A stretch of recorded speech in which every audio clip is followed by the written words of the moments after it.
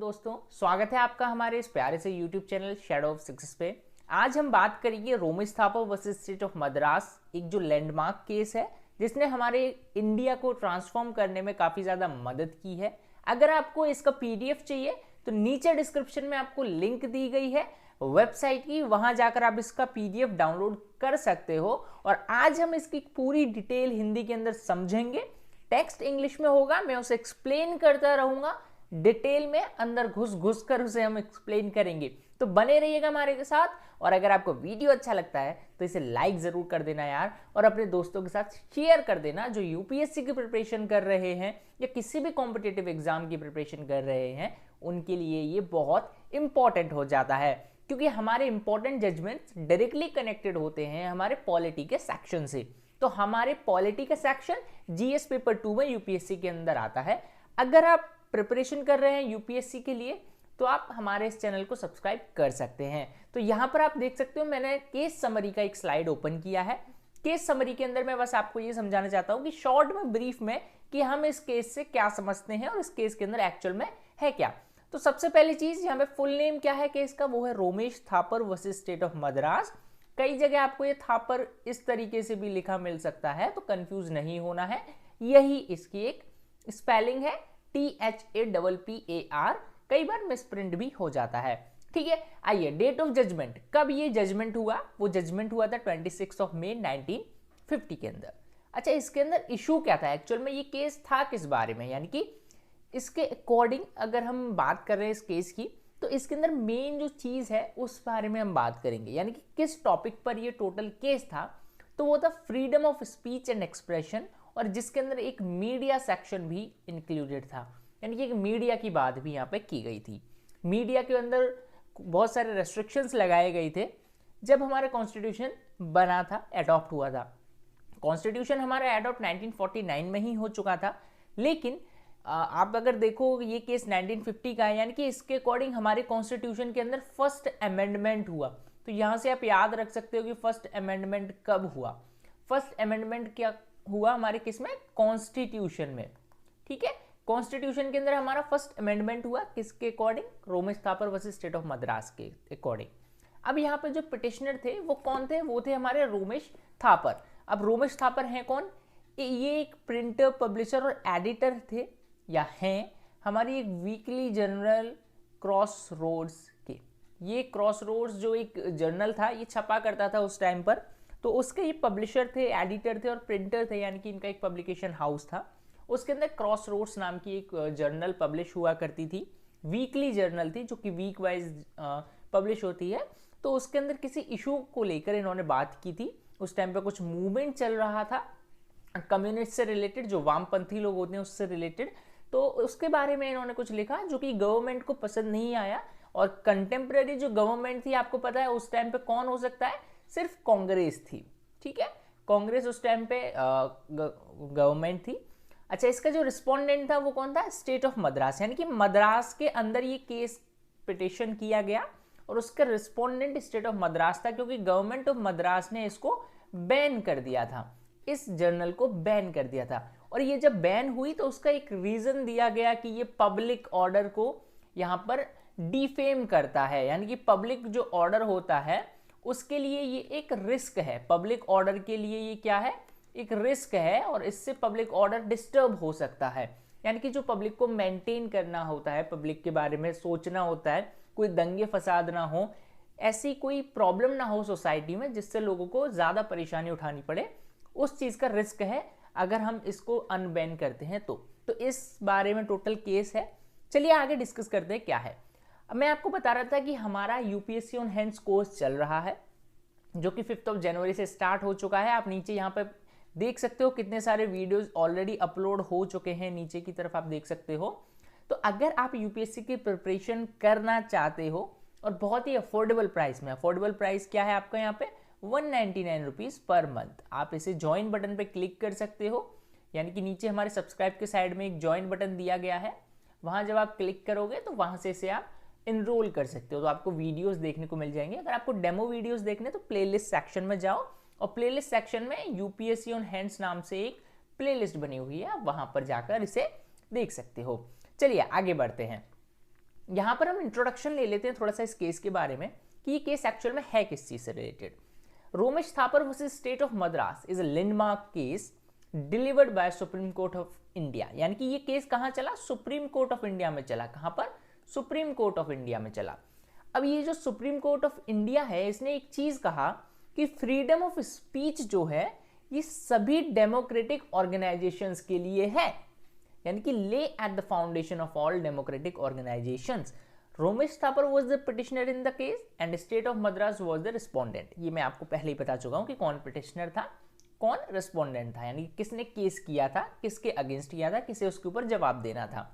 The supreme court of India agreed with the petition asserting that powers granted in the Madras Maintenance of Public Order Act, ये जो act है ये state act था, यानी कि Madras maintenance of public order act 1949। ये act हमारा implemented हो चुका था मद्रास की स्टेट के अंदर, यानी स्टेट ऑफ मद्रास के अंदर, और ये एक कॉन्स्टिट्यूशनली रेस्ट्रिक्ट फ्री एक्सप्रेशन, यानी कि इसने क्या किया था कि दोबारा पढ़ते हैं। The supreme court of India agreed with the petition asserting that power granted under the Madras Maintenance of Public Order Act 1949 enabled the state to a constitutionally restrict free expression। यानी कि ये बोलता है कि यहाँ पर एक्सप्रेशंस के ऊपर कोई रेस्ट्रिक्शन नहीं लगना चाहिए, ये एक्ट बताता है। इसका मतलब ये नहीं है कि पब्लिक ऑर्डर एक्ट आपको रेस्ट्रिक्ट कर देता है टोटली कि आप इस चीज़ पे कुछ बोल नहीं सकते, आप अपनी विचारों को रख नहीं सकते। ये एक रेस्ट्रिक्शन फ्री एक्सप्रेशंस के बारे में बात करता है, जहाँ पे आप अपनी चीज़ें एक्सप्रेस कर सकते हो। ये आपको फ्रीडम है, ये आपको फंडामेंटल राइट है, ठीक है। Romesh Thapar filed a petition challenging the decision by state of Madras banning the entry and circulation of his leftist general. अभी यहाँ पे लेफ्टिस्ट वर्ड का यूज हुआ है, ये वामपंथी इन लोगों को कहते हैं, कम्युनिस्ट इन लोगों को कहते हैं। क्या कहते हैं ना? वामपंथी। आपने कई बार सुना होगा ये, अगर आप रिसेंट अगर न्यूज़ वगैरह देखते हो तो यहाँ पे वामपंथी यहाँ पे यूज़ किया जाता है। तो लेफ्टिस्ट जनरल थी, यानी कि वामपंथी लोगों से रिलेटेड थी, और इसे बैन कर दिया गया था स्टेट ऑफ मद्रास की गवर्नमेंट से, ठीक है। तो यहाँ पर क्या हुआ कि अब यहाँ पे arguing that the state justification for the ban on the basis of public safety was too broad. इन्होंने कहा कि ठीक है आपने बैन किया, लेकिन आपने जो बैन किया है, जो पब्लिक सेफ्टी आपने इसके अंदर एक रीजन दिया है, उसका जो एक क्लॉज है, उसका जो एरिया है वो तो बहुत बड़ा है, इसमें तो हम कुछ बोल ही नहीं सकते हैं, उसमें तो हम अपने एक्सप्रेशंस को रख ही नहीं सकते हैं। आपने जो लिमिट दी है वो बहुत ज़्यादा है, जिसके अकॉर्डिंग हम एक वर्ड भी आप इस चीज़ के अगेंस्ट नहीं बोल सकते हैं। उस टाइम पे एक मूवमेंट चल रहा था, ठीक है। तो वहाँ पे क्या था कि उन्होंने कहा कि ये जो बेसिस है पब्लिक सेफ्टी का, ये बहुत ब्रॉड है, ये बहुत बड़ा है, बहुत लार्जर है, ठीक है। तो the court noted that such expensive restrictions were unconstitutional and that only narrow restrictions on freedom of expression were permitted. अब यहाँ पे सुप्रीम कोर्ट ने एक बहुत अच्छा डिसीजन लिया कि ठीक है, आप फ्रीडम ऑफ एक्सप्रेशन दे रहे हो, उसके ऊपर कुछ रेस्ट्रिक्शंस भी लगा रहे हो। भाई ठीक है, हमें फ्रीडम ऑफ एक्सप्रेशन स्पीच दिया है, तो इसका मतलब ये थोड़ी ना है कि हम देश के खिलाफ बोलेंगे, कॉन्स्टिट्यूशन के खिलाफ बोलेंगे, या हम अपनी कंट्री को डिसोबे करेंगे, या किसी को डीफेम करेंगे। देखा होगा ना, किसी को अगर हम डीफेम कर दें तो उस पर मानहानि का केस हो जाता है, यानी कि उसके कैरेक्टर पे हम उंगली उठा दें, या उसके बारे में कुछ ऐसी बात बोल लें जो उसे डीफेम कर दे, है ना, उसकी जो इमेज है उसे एक तरीके से नेगेटिव वे में प्रेजेंट कर दे, तो उस चीज़ को हम नहीं कर सकते हैं, यहाँ पे वो अनकॉन्स्टिट्यूशनल हो जाता है। यानी कि रेस्ट्रिक्शंस होना ज़रूरी है, फ्रीडम ऑफ स्पीच और एक्सप्रेशन पे रेस्ट्रिक्शंस होना ज़रूरी है, बट इतने भी रेस्ट्रिक्शंस नहीं होने चाहिए कि आप किसी के बोलने तक का अधिकार आप छीन लो। आप यहाँ पर किसी का भी right of freedom and speech जो है, एक्सप्रेशन जो है, उसे इतने वाइड वे में नहीं छेड़ सकते हो। हाँ ठीक है, रेस्ट्रिक्शंस जरूरी है, लेकिन नैरो रेस्ट्रिक्शंस है। यहाँ पर क्या है? नैरो रेस्ट्रिक्शंस है। क्या है? नैरो रेस्ट्रिक्शंस, ठीक है, इस चीज को याद रखना। नैरो रेस्ट्रिक्शंस किस पर? फ्रीडम ऑफ स्पीच, एक्सप्रेशन जो भी था, ठीक है। आगे बढ़ते हैं। आगे हमें फैक्ट्स देखने को मिलते हैं केस के कुछ, कि the petitioner Romesh Thapar was the printer, publisher and editor of journal in English called crossroads, printed and published in Bombay. ये कहाँ पर प्रिंट की जाती थी? बॉम्बे के अंदर ये चलती थी, ठीक है। अब ये बॉम्बे में प्रिंट की जाती थी, मद्रास के अंदर बैन हो गई, तो इसका सिंपल सा रीज़न है यार, कोई एक जर्नल है, एक न्यूज़पेपर है, एक न्यूज़ चैनल है, वो उनका जो हेडक्वार्टर है वो कहीं भी हो सकता है, उस हेडक्वार्टर का प्रिंटिंग प्रेस कहीं भी हो सकता है, वो पूरे इंडिया में, पूरे कंट्री में कहीं भी डिलीवर की जा सकती है। तो यहाँ पर मद्रास की जो स्टेट थी उसे इस चीज़ से प्रॉब्लम हुई, तो उसने इस जर्नल को बैन कर दिया। ठीक है, अब यहाँ पे एक सेक्शन आता है 9(1) क्लॉज ए, 9 क्लॉज 1A, आप ऐसे भी बोल सकते हो 9 क्लॉज 1A।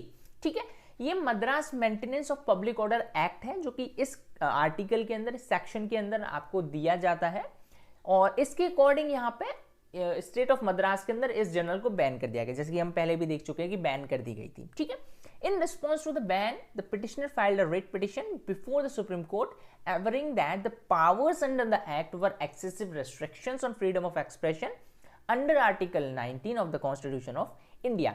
अब यहाँ पे देखो आर्टिकल 19 हमारा क्या बताता है, फ्रीडम ऑफ स्पीच के बारे में बताता है ना। तो आर्टिकल 19 में क्या क्या आता है वो भी हम आगे देखेंगे। इसके अंदर कुछ क्लॉजेज हैं, क्लॉज यानी कि ये जो बंद होता है इसे हम क्लॉज 1, क्लॉज 2, क्लॉज 3, तो इसके अंदर ऐसे करके क्लॉज 6 तक ऑलमोस्ट है, जिसमें एक में आपका क्या रेस्ट्रिक्शंस है वो बताता है, क्या अधिकार है वो बताता है, क्या एक्सेप्शंस हैं ये वो बताता है, तो ये चीजें हैं। ठीक है, आगे बात करते हैं।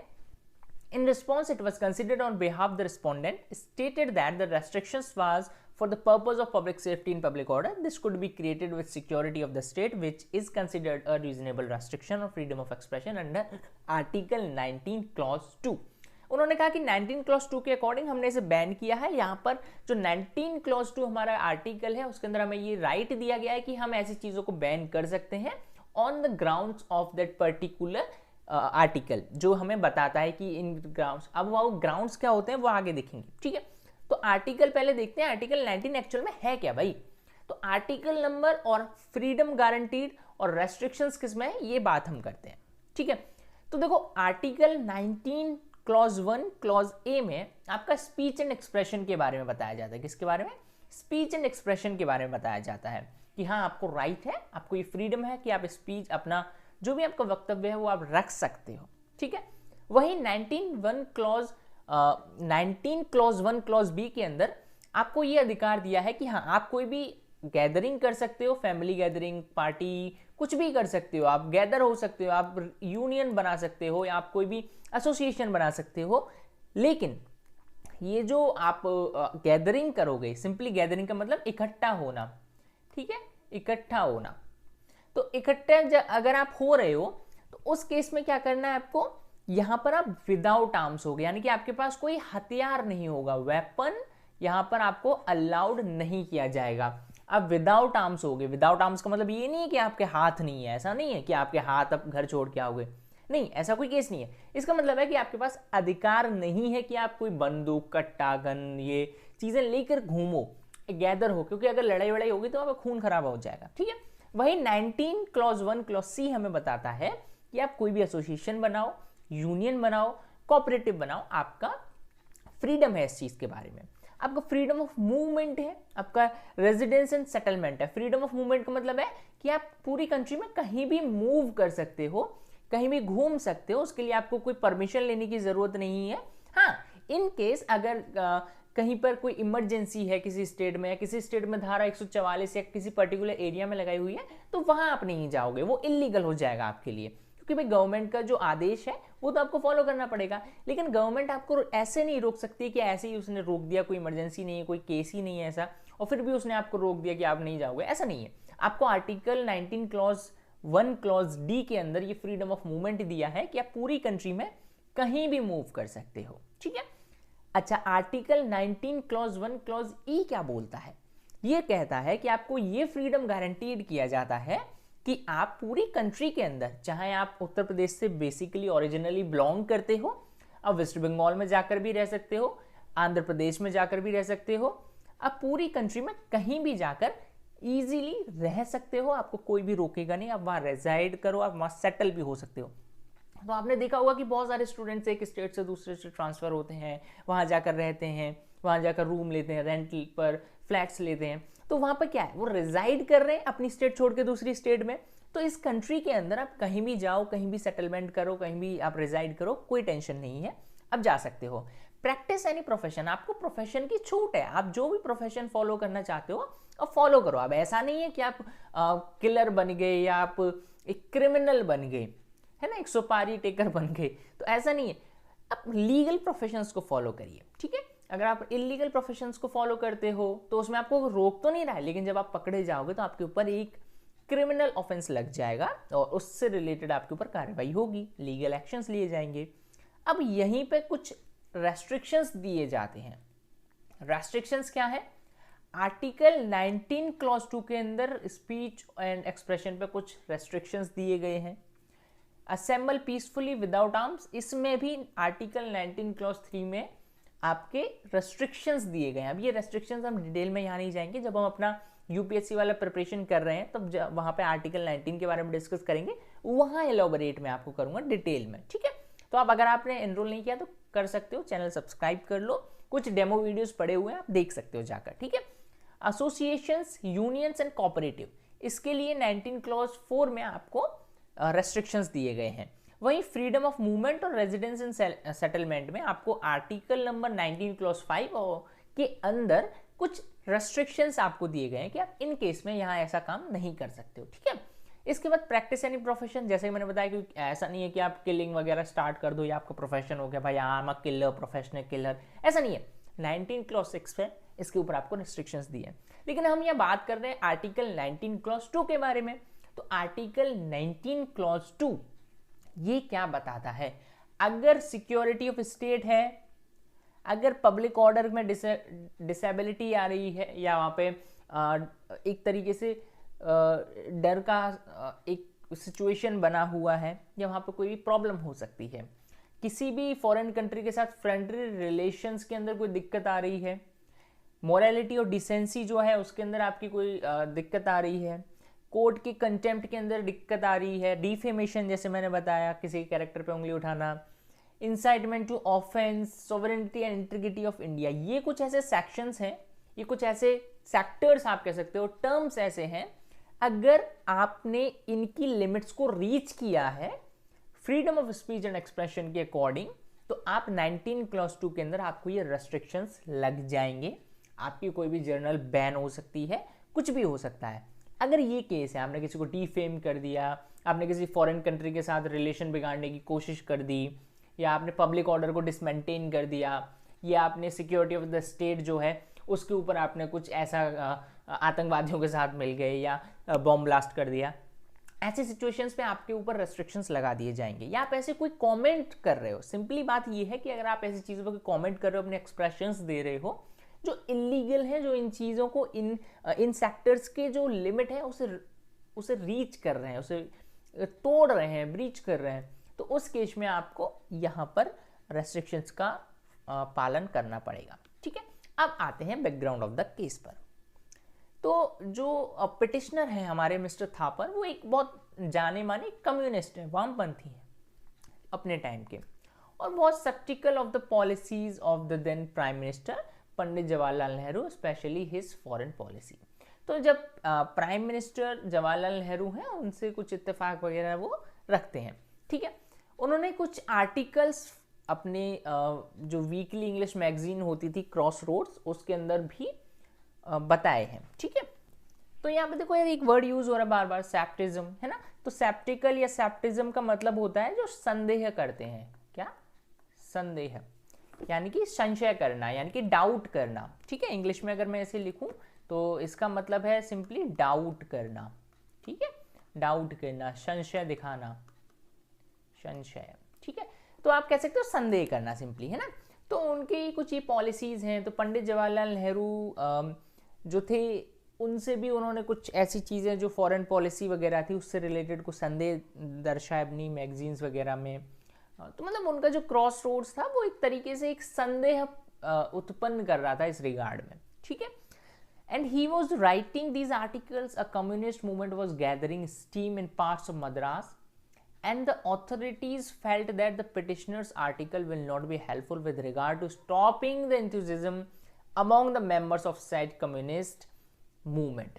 अब वहाँ पे एक चल रहा था कम्युनिस्ट मूवमेंट, और जब ये जो इनकी जो जर्नल थी वो पब्लिश होती जा रही थी, तो उससे क्या हो रहा था कि थोड़ा सा और स्टीम मिल रहा था, और ज़्यादा वहाँ पे भीड़ भाड़ बढ़ रही थी। उन्हें भी ऐसा लग रहा था, गवर्नमेंट को ऐसा लगा कि यार इनकी जो ये एक पर्टिकुलर जर्नल है, वीकली जर्नल है क्रॉस रोड, वो कहीं ना कहीं इस मूवमेंट को फायर दे रही है, आग दे रही है है ना, घी डाल रही है आग में। तो इस तरीके की सिचुएशन पैदा ना हो इसलिए उन्होंने उस जो जर्नल था उसे बैन कर दिया था। ठीक है, यानी कि ये उनका करेज बढ़ा रही थी और ये स्टॉप नहीं कर पा रहे थे उस कम्युनिस्ट मूवमेंट को इस सिचुएशन में, तो इसलिए इसे यहाँ पर बैन कर दिया। यानी कि in the month of March 1950 the government of Madras by virtue of an order imposed a ban on entry and circulation of the magazine in these areas. अब देखो यहाँ पे एंट्री एंड सर्कुलेशन की बात हुई है, तो देखो हमने देखा था कि ये बॉम्बे में पब्लिश हो रही थी, बॉम्बे में इसका प्रेस था और ये मद्रास ट्रांसफर हो रही थी, यानी कि एंटर कर रही थी कहाँ पे, मद्रास में, तो इसके ऊपर इन्होंने लगा दिया बैन। अब जब यहाँ एंटर ही नहीं करेगी तो इसका सर्कुलेशन भी नहीं होगा, बटेगी भी नहीं। ठीक है, the order was issued pursuant to section 9 clause 1A of the Madras Maintenance of Public Order Act 1949, which empowered the government to prohibit the circulation, sale or distribution of the journal in certain parts of the province or Madras for the purpose of ensuring public safety or preserving public order। Main चीज क्या थी कि public order, public safety को बचाने के लिए यहाँ पर मद्रास की जो गवर्नमेंट थी उसने इस पर बैन लगा दिया, इसकी एंट्री और सर्कुलेशन पे।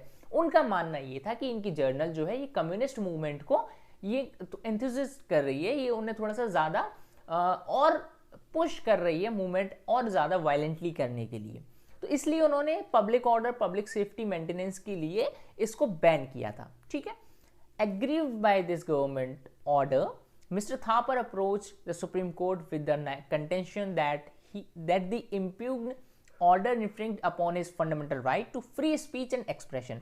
अब मिस्टर थापर पहुंच जाते हैं कहां पर, थापर पहुंच जाते हैं कहां पर, सुप्रीम कोर्ट में, और वो इस पर एक पिटिशन दायर करते हैं कि भाई इन्होंने मेरे फंडामेंटल राइट जो कि फ्री स्पीच एंड एक्सप्रेशन है, freedom of speech and expression है, उसका इन्होंने हनन किया है, उसको इन्होंने वायलेट किया है, तो अब मुझे चाहिए इस पर न्याय भैया।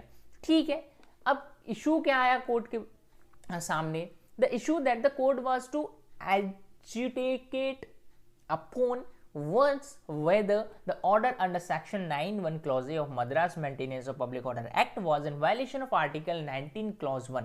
अब यहाँ पे देखो, अब इनके पास इशू ये आया कि भाई ये जो 19 clause 1A है Madras maintenance public safety order act जो था, वो क्या कर रहा था, आर्टिकल 19(1) क्लॉज ए को वायलेट कर रहा था बहुत ज्यादा वे में, बहुत ज्यादा तरीके से, बिल्कुल ही बैन कर दिया। वो अपना फ्रीडम ऑफ स्पीच भी खोद चुके थे कि हम कुछ बोल भी नहीं सकते क्या किसी चीज पर।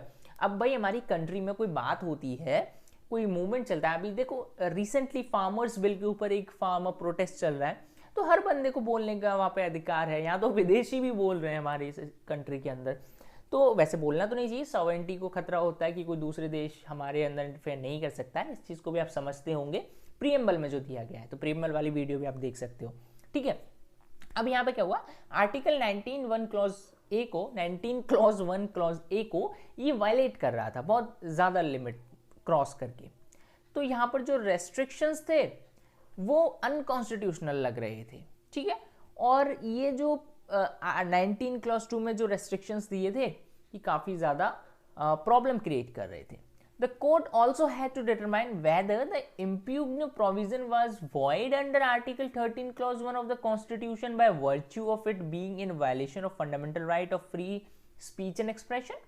अब कोर्ट को ये भी डिटरमाइन करना था कि क्या आर्टिकल 13 क्लॉज 1 के अंदर, अब देखो यहाँ पे ये आर्टिकल 13 क्लॉज 1 क्या बोलता है, इस चीज को समझो। देखो यार हमारा कॉन्स्टिट्यूशन 1949 में, यहाँ पे देखो, यहाँ पे लिख देता हूँ, 1949 में अडॉप्ट कर लिया गया था।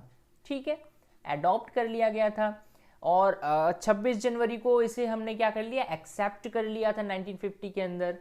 तो भाई यहाँ पे अडॉप्ट हुआ, इम्प्लीमेंट हुआ, इन्फोर्स हुआ, एग्जिस्टेंस में आया, लेकिन कुछ चीज़ें ऐसी थी, जो कुछ लॉज, कुछ नियम ऐसे थे जो कॉन्स्टिट्यूशन बनने से पहले, यानी कि before constitution implement, before constitution implemented, ये समझ लेना, ठीक है, इम्प्लीमेंटेड, उससे पहले की कुछ नियम वगैरह चलते आ रहे थे। तो मद्रास एक्ट भी कुछ इसी तरीके का था, क्योंकि 1949 का था, उस टाइम अडॉप्ट ही किया था, 1950 में पूरी तरीके से फोर्स में आया, कुछ अमेंडमेंट भी किए गए थे उस दौरान। तो यहाँ पे क्या हुआ कि जो आर्टिकल 13 क्लॉज 1 है, ये बताता है कि भाई अगर जो बिफोर कॉन्स्टिट्यूशन इम्प्लीमेंटेशन जो लॉज हैं, जो कॉन्स्टिट्यूशन एक्चुअल में एग्जिस्ट नहीं कर रहा था पूरी तरीके से, उससे पहले के जो लॉ हैं 13 क्लॉज 1 के अकॉर्डिंग हम उन्हें वॉइड कर सकते हैं अगर वो हमारे प्रेजेंट के कॉन्स्टिट्यूशन को, जो हमारा अब का कॉन्स्टिट्यूशन है 1949 के बाद का कॉन्स्टिट्यूशन है, उसके किसी नियम को, उसके किसी फंडामेंटल राइट को अगर वो वायलेट करता है तो हम उसे नल एंड वॉइड कर देंगे, यानी कि उसको हम खत्म कर देंगे उस नियम को। तो यहाँ पे ऐसी बात हुई, या उसके अंदर अमेंडमेंट कर देंगे सिंपली, या उसकी रेस्ट्रिक्शंस जो थी उन्हें कम कर देंगे। तो advocate general who appeared on behalf of the state of Madras also raised an additional issue where he argued that the petitioner has to first approach the High Court under Article 226, and only when he had exhausted that remedy he could bring his grievance to the Supreme Court। अब यहाँ पे एक और चीज हमें बताया जाता है कि आर्टिकल 226 जो है वो हाई कोर्ट को इशू करने के लिए empowers the high courts to issue to any person or authority including the government in appropriate cases direction, order or writs, including writs in the nature of habeas corpus, mandamus, prohibition, quo warranto, criteria और any of them। यानी कि देखो यहाँ पे high court और supreme court, अब यहाँ पे होता क्या है कि मिस्टर थापर डायरेक्टली पहुंच जाते हैं सुप्रीम कोर्ट, बल्कि उन्हें जाना चाहिए था स्टेट हाई कोर्ट में। हाई कोर्ट में पहले जाना चाहिए था आर्टिकल 226 के अकॉर्डिंग, क्योंकि वहां पे पहले इश्यूज सुने जाते हैं। वो डायरेक्टली सुप्रीम कोर्ट पहुंच गए। तो यहाँ पर जो स्टेट ऑफ मद्रास की तरफ से जो वकील लड़ रहा था उन्होंने ये इशू भी उठाया कि पहली बात तो ये सुप्रीम कोर्ट कैसे आ गए डायरेक्टली, हाई कोर्ट क्यों नहीं गई, वहां सुनवाई होती, वहां की अगर प्रॉपर नहीं मिलता है वहां पे जो भी लॉ है उसके अकॉर्डिंग इन्हें अगर न्याय नहीं मिलता तो यहाँ पे सुप्रीम कोर्ट आना चाहिए था, ये तो डायरेक्टली सुप्रीम कोर्ट आ गए। तो ये इशू बना। लेकिन ये कॉन्स्टिट्यूशनल रेमेडीज जो है उसके अंदर हमें बताया जाता है कि आप सुप्रीम कोर्ट जाओ, हाई कोर्ट जाओ, कहीं भी जाओ, आपकी सुनवाई होगी। ठीक है, चलिए उसका नियम होता है, वो हम जब ज्यादा डिस्कस करेंगे आर्टिकल्स को तब मैं आपको समझा दूं। चलो अब जजमेंट क्या आया, कोर्ट का रूलिंग क्या हुई।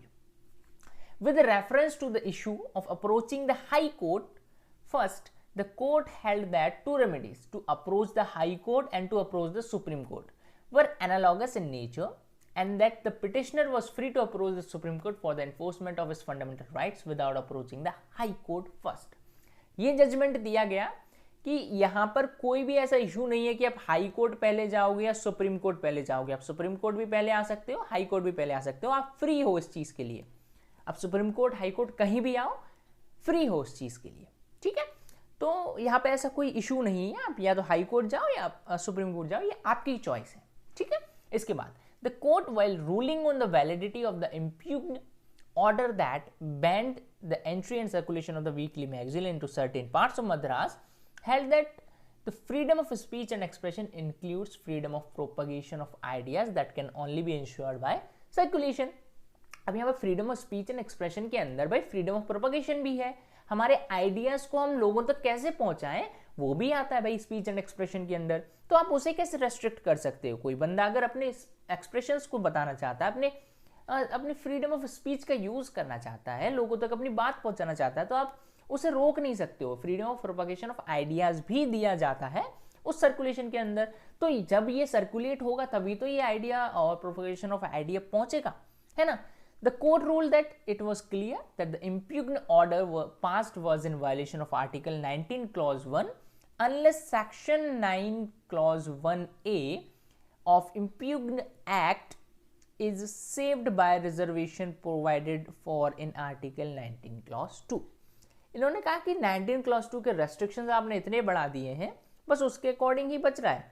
ठीक है, तो 19 Clause 1A को इसने वायलेट किया है, freedom of speech and expression को इसने वायलेट किया है। आप ऐसे रेस्ट्रिक्ट नहीं कर सकते हो, क्योंकि यहाँ पे प्रोपगेशन ऑफ आइडिया का भी एक केस बन रहा है जो कि freedom of speech and expression का एक पार्ट है।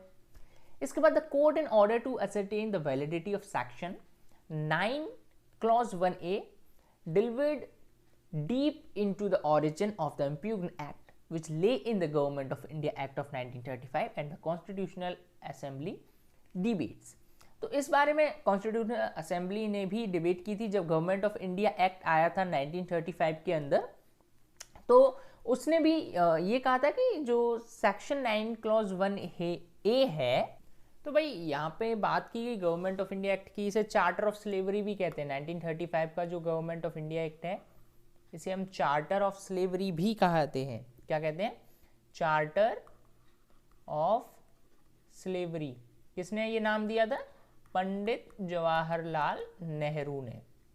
ठीक है, अब क्यों दिया था ये हम जब इसे डिटेल में समझेंगे तब बात करेंगे इसके बारे में। ठीक है, तो ये सारी चीजें थी इसके अंदर। आगे बढ़ते हैं और एक और पॉइंट पर कि the court finally invoked the doctrine of severability whereby it is seen whether severing or removing a provision from legislation changes the legislative intent behind the enactment, and if not the impugned provision may be declared invalid। यानी कि यहाँ पर doctrine of सीवरेबिलिटी, यानी कि severe चीजें जब होती हैं, सीवियर चीज, सीवरेबिलिटी का मतलब क्या है? इसका देखो सिंपल सा मीनिंग है। डॉक्ट्राइन ऑफ सीवरेबिलिटी का मतलब है कि अगर कोई सेक्शन है, अगर कोई आर्टिकल है, अगर कोई लॉ है, सिंपली कहें अगर कोई लॉ है जो किसी पर्टिकुलर, देखो वो लॉ ठीक है, रेस्ट्रिक्शंस ठीक है, state of Madras public order act जो था वो भी ठीक है, लेकिन अगर वो फ्रीडम ऑफ स्पीच है उसका कोई पार्ट, अगर वो उस एक्ट का कोई पार्ट किसी दूसरे फंडामेंटल राइट, किसी दूसरे लॉ के ऊपर इन्फ्लुएंस कर रहा है कुछ ज्यादा लिमिट को क्रॉस करते हुए, तो हम उस पर्टिकुलर एरिया को उस एक्ट के, उस सेक्शन के, जैसे कि सेक्शन 9 क्लॉज 1A है, तो यहाँ पे क्या होगा कि अगर ये फ्रीडम ऑफ स्पीच वाला जो केस है, फ्रीडम ऑफ स्पीच वाला अगर इसे ये इसकी लिमिट को ज़्यादा रिस्ट्रिक्ट कर रहा है, तो उस केस में हम उस पर्टिकुलर रेस्ट्रिक्शंस को वॉइड करार दे सकते हैं। सेक्शन 9 क्लॉज 1A जो है वो रहेगा, लेकिन उसके अंदर जो पर्टिकुलर एरिया है जो डॉक्ट्राइन ऑफ सेवरेबिलिटी के अंदर आता है, यानी कि जो प्रोविजन बनाया गया है वो किसी भी अदर लॉ को जो ज़्यादा इंपॉर्टेंट है उससे भी उसे इन्फ्लुएंस करता है, तो उस केस में हम उस वाले पर्टिकुलर एरिया सेक्शन के पर्टिकुलर पार्ट को इनवैलिड डिक्लेयर कर सकते हैं। और ये यहाँ पे एक जजमेंट का, एक रूलिंग का एक पार्ट था। ठीक है, After applying the rule of severability to section 9 clause 1A of the impugned act, the majority held it to be void under article 13 clause 1। अब यहाँ पे article 13 clause 1 क्या था वो भी मैं आपको बता चुका हूँ। तो यहाँ पे ये इसे void कर दिया गया, इसे खत्म कर दिया गया, इसके बारे में कुछ माना नहीं जाएगा इस आर्टिकल के अकॉर्डिंग। तो जो कॉन्स्टिट्यूशन इंप्लीमेंट होने से पहले और बाद का जो केस मैंने बताया था उसके अकॉर्डिंग। ठीक है, और and thus ultra vires as it was inconsistent with the provision of part 3 of the constitution। अब देखो यहाँ पे पार्ट 3 की बात की गई है। पार्ट 3 के अंदर आप क्या आते हैं? Fundamental rights. कौन से आर्टिकल से आते हैं ये? आर्टिकल 5 to 11 आता है। ठीक है, तो यहाँ पे फंडामेंटल राइट्स के बारे में बात की जाती है। माफ कीजिएगा, पार्ट 3 के अंदर सॉरी ये पार्ट 2 है। पार्ट 3 के अंदर फंडामेंटल राइट्स आते हैं जिसके अंदर आर्टिकल 12 to 35 आता है। आर्टिकल 12 to 35 आता है, ये पार्ट 2 का पार्ट है। पार्ट 2 कॉन्स्टिट्यूशन का जो पार्ट 2 है उसके अंदर आता है आर्टिकल 5 to 11, और पार्ट 3 जो फंडामेंटल राइट है उसके अंदर आर्टिकल 12 to 35 कंसिस्ट करते हैं। ठीक है ना, तो इस चीज को समझ लीजिए, ये बेसिक चीज है। आगे बढ़ते हैं, आगे पूरा ओवरऑल कंक्लूजन देखते हैं कि भाई हुआ क्या एक्चुअल में। यहाँ पे हमने देखा कि जो सीवरेबिलिटी का केस लगाया था उसके अकॉर्डिंग यहाँ पे जो सेक्शन 9 क्लॉज 1A था उसके एक पार्ट को वॉइड करार दे दिया गया। ठीक है, उसको वॉइड दे दिया गया इस सेक्शन को। अच्छा, अब यहाँ पे एक और चीज देख लो, ये चीज और देखना जरूरी है।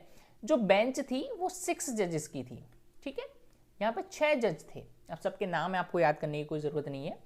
तो यहाँ पे इसे वोटिंग मिली 5-1 की, इनकी 5 लोग इसके फेवर, जस्ट अ मिनट, 5 लोग इसके फेवर में थे, 5 लोग इसके फेवर में थे, और एक जो जज थे हमारे, कौन? जस्टिस फजल अली, वो इसके अगेंस्ट थे। इसका मतलब है इस जजमेंट के, यहाँ पे मैं फेवर और ये बोल रहा हूँ तो जजमेंट के बारे में, जो जजमेंट दिया गया, यानी कि इसको हम वॉइड कर रहे हैं, इसको हम खत्म कर रहे हैं। तो इस केस में क्या हुआ कि जो फजल अली थे उन्होंने कहा कि in his dissenting opinion held that maintenance of peace and tranquility was an integral part of maintaining state security, thus contending that the impugned act imposed reasonable restriction of freedom of speech and expression। उनका मानना ये था कि देखो जब भी हम maintenance of peace की बात करते हैं या स्टेट सिक्योरिटी के मेंटेनेंस की बात करते हैं, तो उस केस के अंदर ये जो एक्ट है, ये जो सेक्शन है, ये सही है, ये जो बैन लगाया है सही है freedom of speech and expression पे, क्योंकि स्टेट की सिक्योरिटी से बढ़कर freedom of speech and expression नहीं हो सकता है। लेकिन नहीं, 5 जजेस ने बोला कि भाई ये फंडामेंटल राइट है, इसमें प्रोपगेशन ऑफ आइडियाज जरूरी है, एक बंदे की, किसी भी व्यक्ति की, इंडिविजुअल की आप फ्रीडम नहीं छीन सकते हैं। तो 5 जो जजेस थे अदर, उन्होंने इसके फेवर में बात की, यानी कि इस जजमेंट को दिया, और एक जो जस्टिस फजल अली थे, उन्होंने इस बात को रखा, अपनी एक बात को रखा, और इसके केस के वोट नहीं दिया इसको वॉइड करने के लिए। 5 लोगों ने इसे वॉइड करने के लिए वोट दिया। तो एक्चुअल में कंक्लूजन क्या हुआ? It has to be noted that this judgment came during the phase while post constitutional India, यानी कि कॉन्स्टिट्यूशन बनने, इंप्लीमेंट होने के बाद, पोस्ट का मतलब होता है बाद में, प्री का मतलब होता है पहले, वो still in its nascent stage, but the rationale behind this judgment set a healthy precedent both in terms of protecting press freedom and defining the scope of reasonable restrictions on the fundamental rights as provided in part 3 of the constitution. तो यहाँ पे एक judgement, बहुत अच्छा judgement हुआ, ऐसी situation में हुआ जब जो कॉन्स्टिट्यूशन था वो बनने की, मतलब वो इम्प्लीमेंट होने की स्टेज में ही था। 1950 में ही ये केस हुआ, 1950 के अंदर, 1951 के अंदर ये केस चला इस टाइम के दौरान। और ये ऐसा फेज था जब कॉन्स्टिट्यूशन क्या था, एक नेसेंट स्टेज में था, एक ग्रोइंग स्टेज में था, ठीक है। फिर भी ये जो जजमेंट हुआ, अगर इसके बारे में बात करें तो इसने दोनों टर्म्स के बारे में एक हेल्दी जजमेंट दिया कि आप प्रेस का फ्रीडम को भी प्रोटेक्ट किया, साथ में आप रीजनेबल रेस्ट्रिक्शंस को भी प्रोटेक्ट किया। ऐसा नहीं कि सारे रेस्ट्रिक्शंस हटा दिए, ऐसा नहीं कि आप कुछ भी बोलोगे डिसोबे करोगे, उन रेस्ट्रिक्शंस को भी रखा, और साथ में प्रोटेक्शन भी रखी फ्रीडम ऑफ स्पीच की, किसकी, प्रेस की और किसी भी इंडिविजुअल की, जो कि कॉन्स्टिट्यूशन के पार्ट 3 में फंडामेंटल राइट्स के अंदर दी जाती है। The court by putting restrictions on the powers of the state to interfere with individual rights paved the way for other judgment that champion the cause of the individual against the might of the state, which further led to immense confidence among the masses in the high level of integrity among the judicial branch of government. ये point कोई ज्यादा important नहीं है आपके लिए, यानी कि इसमें कहा कि कोर्ट ने स्टेट की जो पावर थी उस पर कुछ रेस्ट्रिक्शंस लगाए कि आप इंडिविजुअल के राइट्स के ऊपर यहाँ पर आप अपने इंटरफेयर नहीं कर सकते हो, अपनी पावर्स को शो नहीं कर सकते हो, ठीक है। कोई भी इंडिविजुअल इस चीज़ को चैलेंज भी कर सकता है अगर किसी के राइट पर राइट का हनन किया जाता है, ठीक है। और ये एक हाई लेवल इंटीग्रिटी की यहाँ पर ज़रूरत है, और जुडिशियल ब्रांच जो थी वहाँ गवर्नमेंट की, उनने ये डिसीजन वगैरह दिया। ये पॉइंट ज़्यादा इंपॉर्टेंट नहीं है आपके लिए। Reacting to this judgment the parliament amended constitution in 1951। तो यहाँ पे हो गया इसका पहला अमेंडमेंट।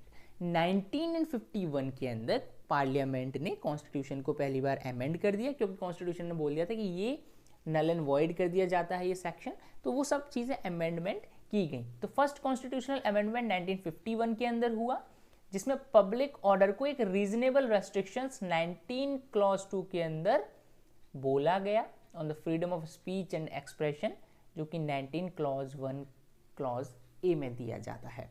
तो ये सब था आज के इस कंक्लूजन के साथ। आई होप आपको सारा केस बहुत इजीली मैंने समझाने की कोशिश की है।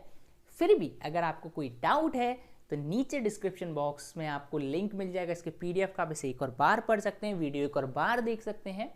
फिर भी अगर कोई डाउट बचता है तो नीचे कमेंट बॉक्स है यार, कमेंट कर दो, नंबर वगैरह दिया है, कोई डिस्कशन करना है तो कॉल कर लो, और मुझे आप फॉलो भी कर लो। किस पर? इंस्टा पे फॉलो कर लो। और एक और चीज़ बता दूँ, इंस्टा पे मेरी 2 IDs हैं। एक पर्सनल ID है जिसमें शर्मा ललित सर के नाम से है, ये मेरा यूज़र नेम है, और दूसरा हमारा शैडो ऑफ सक्सेस नाम से है, जहाँ पे मैं ऑफिशियल चीज़ें डालता हूँ। और अगर आपको मुझसे कोई बात वगैरह करनी है तो वो आप यहाँ पे कर सकते हो इंस्टाग्राम पे। टेलीग्राम ज़रूर फॉलो कर लेना, टेलीग्राम हमारा चैनल है शैडो ऑफ सक्सेस के नाम से, ठीक है, शैडो ऑफ सक्सेस के नाम से। तो यहाँ पे आप फॉलो कर लो, क्योंकि यहाँ पे मैं चीज़ें डालता रहता हूँ, स्टफ्स वगैरह। ये PDF भी आपको वहाँ पे मिल जाएगी, और वेबसाइट वगैरह भी है। अगर आप 11th-12th के स्टूडेंट हो, आपको स्टफ चाहिए तो वेबसाइट पे जाओ, नीचे डिस्क्रिप्शन में सारी लिंक्स दी जा रही हैं। ज़्यादा नहीं आपका टाइम लूँगा। उम्मीद करता हूँ आपको ये सारी चीज़ समझ आई होंगी।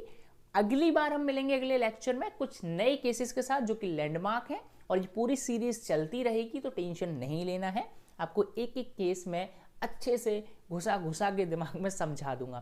तो अब जब तक के लिए आप अपना ध्यान रखिए, एंजॉय करिए, सेफ रहिए, bye bye, take care, keep yourself healthy, keep clean your surroundings. जय हिंद, जय भारत।